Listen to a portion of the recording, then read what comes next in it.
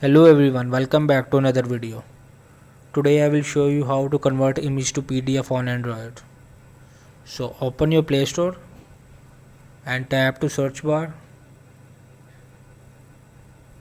Microsoft 365 app. So the second one, yes, Microsoft 365 Office, downloaded it and click to create.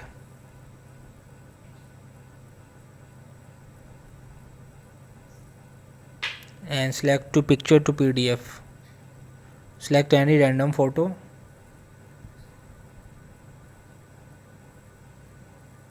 like this paper.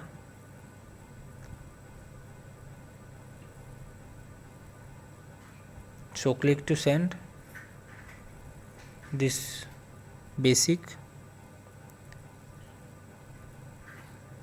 There are two pages, but select the one.